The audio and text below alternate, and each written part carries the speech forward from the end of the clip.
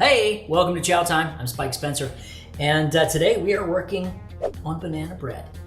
Actually, we're doing banana bread and banana muffins. I'm gonna make a double batch, and this is interesting. So banana bread is very easy to make, but like anything else, it's baking. So therefore, baking is science, which you gotta make sure you get everything right for the most part. Once you get used to, how many eggs and the baking soda and flour and all that kind of thing, you can kind of play fast and loose with it and enjoy. But I'm going to give you all of the very specific measurements that I'm using for this banana bread. Now, this is also going to be gluten-free. It's not a big change. It tastes great. My family's gluten-free, so I use gluten-free flour, and I'm testing out a new one. So once we're done with all this, we get it in the oven, and I pull it out. If it looks like crap, don't blame me, okay? Because I've made this recipe many, many times. And so gluten-free, one thing about gluten-free flour, if the gluten-free flour says, oh, it's 1-to-1, you use this in the baking just like regular flour, make sure that in the back of the ingredients it has xanthan gum. Xanthan gum. It's with an X, xanthan gum. That is the thickening agent. That's kind of where the gluten would come in for a gluten-free. And this actually works pretty well. Most of the time, as you know, I can eat gluten. I got no problem with it. My family does not. So a lot of times gluten-free bread will suck the saliva right out of your body. And you're just like, this is really tasty bread. It's rough. So this recipe, however, is not. It is very, very good. So let's get going. The first thing is bananas. Now, my bananas were yellow yesterday, and there are ways to get them brown, or you want to use brown bananas. When they go bad, they get black and icky, and you're like, ew! That's when they're really, really yummy, to be honest. That's when you want to use them for banana bread. So what I did was I put my ripe bananas in the oven at 300 degrees, only for about 30 minutes or so, and then they came out like this. And they look like scary, but they're not, because we're going to peel them. And once you peel them and all the mush comes right out, whoop, whoop, whoop, whoop. Look at that. Beautiful. We got beautiful bananas. Now, I use 4 bananas for the recipe. Now, I'm doing a double recipe, like I said, because I'm going to do a banana bread and banana muffins. So we're going to have both of those going in. So I'm doing a double recipe here. So, I mean, if you're going to do it, make a big batch. Why not? You're going to be doing it anyway. You might as well go for it. So I have 8 bananas. So normally I have 4 bananas. So I have 8 bananas here. And they're not really that big. These bananas are decent size. Now, with the bananas, we want to mush those bananas up. That's the first thing. So we just get our masher, handy dandy masher, and we go banana rama shamalama ding dong on these bad boys right here. So we're just gonna mash them up, mash them up, mash them up. Nice. There's some mashing up music, mashing and smashing and dashing through the snow. That made no sense whatsoever, unless you're watching this in the winter. Then it's very Christmassy. Which, by the way, banana bread is great for Christmas. Any family gatherings. Oddly enough, I have a bunch of buddies coming over this weekend, tomorrow. And so, of course, when guys get together, we drink a little, maybe have a cigar and some banana bread, because that's how we roll. Actually, it's mainly for my kids, but, hey, what guy doesn't like banana bread? All right, that sounds nasty. Mush, mush, mush, mush, mush.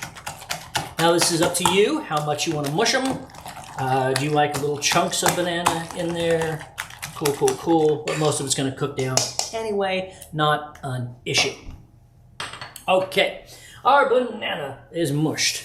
Now, into this banana, when you're doing baking, it's usually you keep wet ingredients separate from the dry ingredients. So for the wet ingredients, let's just go with the wet stuff first. I have now some 2 teaspoons of vanilla extract. Nice. Vanilla extract, and that's pretty much it for my liquid, except for I have 4 eggs. Now remember, this is the double recipe. So I have 8 bananas, 2 teaspoons of vanilla extract, and 4 eggs that I have already scrambled up.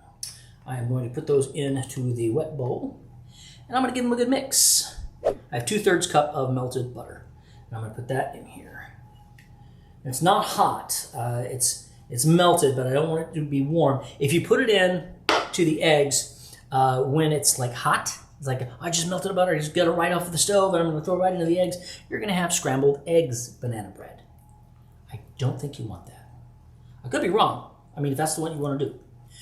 We could have a whole new thing. What do you have? It's scrambled eggs banana bread with bacon. Don't get me wrong. I mean, bacon will make everything better. So I would put bacon in my banana bread. Yes. As a matter of fact, now that I put that in my brain, I'm going to do it next time. I'm going to have little bits of bacon in there. It's like, that's sweet, and it's got a little salty. It's like, you're a pure genius. I'm like, I know, right? I keep telling people. So listen to Chow time. Or in Latin, it's Chowius Timius. Okay. Now I have my gluten-free flour. I have 3 cups of my gluten-free flour. I'm putting this in the other bowl. I have 1.5 cups of sugar, organic, raw. All good, all good. There we are. Wait a second, I had a little bit more in there. Get in there. Okay, then we have baking soda. You've got to have some baking soda in these bad boys. This helps everything, all the chemical reactions help it rise. I am not a baker per se, but I understand you got to have some baking soda. I have 2 teaspoons of baking soda right here. Done, done. Good, good. Everybody happy? Everybody do the dance. A pinch of salt. Now here's the difference between, so there's a pinch of salt and a dash of salt. A finger and a thumb is a dash of salt. 2 fingers and thumb is a pinch. So dash, pinch. So the recipe calls for 1 pinch per, yeah. So I'm doing 2 pinches because I'm doing a double. Boom, look at that. Okay, now, I'll do that last. Yeah, I'll do the other stuff last. So here we have all of our dry ingredients. I give them a nice little mix here just to get everything incorporated using the best tool in your kitchen arsenal, which is your hand, of course, which I did wash. Okay, I washed that. I'm gonna tell my kids all the time, "Did you wash your hands?" Yeah. Uh-huh. Go do it again. All right, so now we're going to add our wet to our dry. Or is it dry to the wet? I like wet to the dry. Everybody has their own way of doing anything, but I learned to do it this way. Wet goes into the dry, and then you start mixing. You start mixing. And turn the bowl as you're mixing because you want to make sure and scrape all of the dry off of the sides so that it all gets incorporated. This is looking quite dry. As a matter of fact, this is looking way dry. And if this keeps looking so dry, I'm going to have to stop this camera and see what I did wrong. So this is the recipe, y'all. Okay, it's starting to loosen up a little bit. That is not as loose as I would like it. 4 eggs, yep, got that. Butter, yep, got that. Here we go. See how I'm turning and mixing and pushing as I go. There we go. Getting around, getting around, getting around. Here we go. I think I usually have more bananas than this because these are smaller bananas. So if you get this situation where it's a little, I like it a little wetter than this. I got a cool little tip. What I was going to show you is you could always add a little bit of applesauce to something like this. It doesn't add a whole lot of flavor to it, but it will loosen it up a little bit. You can throw a little water if you want to, but I have something else that I'm going to do. So I want it to be a little bit more wet than it is now. So I am going to take, I have some peach butter. If you have apple butter, could work. I could smash up some more bananas, but I want to put a little flavor in here. I love peach butter and apple butters. My kids love them too. That's kind of amazing. They just really dig it. So it's a little bit more liquid, and I'll just mix it all in. And you got some good flavor, a little more liquid, There we are. That is a bit better. It's going to be a little difficult to be putting it into the cupcake, the muffin tins, but that's what we're going next. So that's going to stick there. And now we're going to talk about the muffin tins and the banana bread mold. All right, we need to slick these bad boys up. What I like to use is butter. Just grab a hunk of butter and you just start coating the insides, and your hand will start the butter to melting. And as that happens, you just use your hands. Use your hands, man, that's the plan, man. Use your hands, man. It's a little song I sing when we wash my son's hands. I was teaching him how to wash his hands. And I said, we wash our hands, man, because that's the plan, man, because we can, man. You understand, man? All right, so now we have a very well buttered bread pan dish. Now I'm going to do the same thing in every one of the muffin cups, because when it sticks, it sucks. That actually sounds pretty cool. That's legit. When it sticks, it sucks. Well, it is, because suction is keeping it in there. How about that? Science! There we go. Beautiful. Get nice and messy. This is a great thing for your kids to do. If they like to mess around, just get all messy with butter. It's like, here you go, buddy. Go crazy. Get every nook and cranny that you can in there. I forgot to put in some cinnamon. This is not usually in my recipe, but I kind of, if you want it, you can add some more cinnamon. But here's my favorite. Nutmeg. Nutmeg. Real nutmeg. Not powdered already. Real nutmeg. And then you get one of these bad boys, micro grater, and you just hit it. Careful not to grate your knuckles. It's fun. It's enjoyable. I want to make sure I have some really good nutmeg in here. These are your Thanksgiving flavors, right? Nutmeg, cinnamon, pumpkin. You can also, in here, you can put all sorts of things, anything you want, really. We would put raisins in here. So we put goji berries in here, pumpkin seeds. What else? All kinds of fun stuff. I actually put, like you get those little peach cups, and you just throw a peach cup in here. It didn't really change the flavor that much, but it added a little something, something. Okay, now I've got my cinnamon, I got my nutmeg, I got all the good stuff, and now let's go. A little bit of a mess, that's okay. Hey, if it's not a mess, you're not cooking. That's all I'm saying. Do not let my professional chef friends hear that. You clean as you go. I do. I clean as I go. Usually. If I'm doing a show like this, I'm working as fast as I can to get things in the pan. Just the one thing they always say, get it in the pan! Okay. You don't have time for this crap. So you have a little bit more time when it's your own kitchen and you can do what you want. I'm really just here to have a conversation with you guys. Talk about food, the things you love. And banana bread is something that a lot of people want to know how to make. It's not that difficult. I mean, I don't know why this one's a little drier than I prefer, but that just, actually I think this means it's going to cook faster, to be honest. Hopefully it'll rise nicely. Like I said, I'm using a new flour. I haven't tried this one before, so we will see what happens at the end. All kinds of awesome things could happen. And also some very terrible things could happen. I don't really know what terrible things could happen with a banana bread, you know? Thinking, hey, we put it in there, it's fine. And then what happened? The house exploded. Oh, well, we'll just reject that. Thank you very much. Welcome to NLP Cooking School. All right. Now, that's about right. We don't want to overload it. And here's a little tip. There might be some, pretty sure there's some air pockets in there, so give it a little. there you go. That is finito. And if you want, you can slap a little bit more cinnamon on top.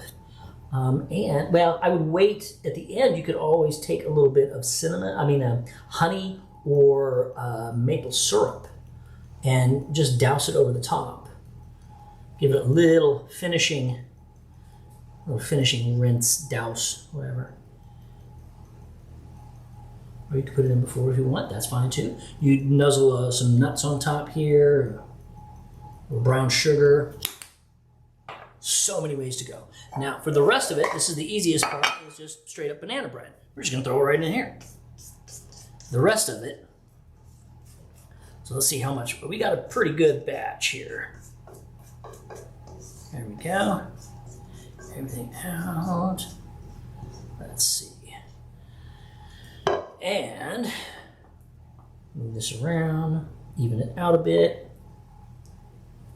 Let's see what happens. There we go. All right, get all that off there.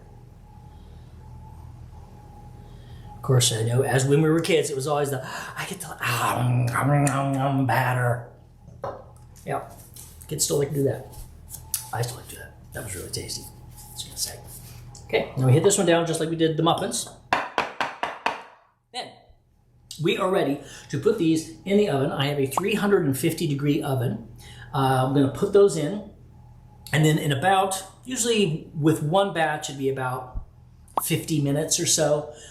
So two, it might take a little bit longer. So we will just see what happens. I'm gonna pop those in, and then we will edit back, and I will take them out, and I will show you how awesome it turned out. Here's hoping. All right, and edit.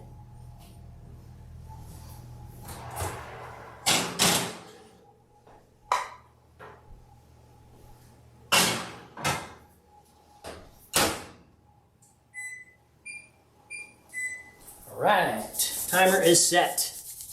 And we wait. Okay, so we just took the banana bread out of the oven a little while ago. I let it sit a bit, and I want to show you one quick trick to make sure that your banana bread, loaf, or muffins are done.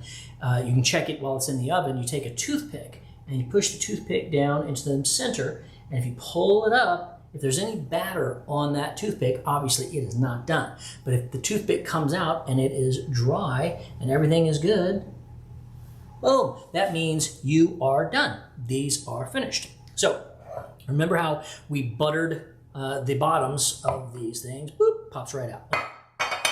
Bread popped right out there. Every one of these muffins will pop right out, but I'm not gonna do that. It would be a mess. So I'm gonna take out one nice muffin. And I'm gonna move this one over to the side. I'm gonna put a plate right here. We are going to have ourselves a little slice. Let's take right down the middle with this muffin, so you'll be able to see what we got going on. Look at that. Look at that. Oh, it's beautiful. Oh, it smells lovely.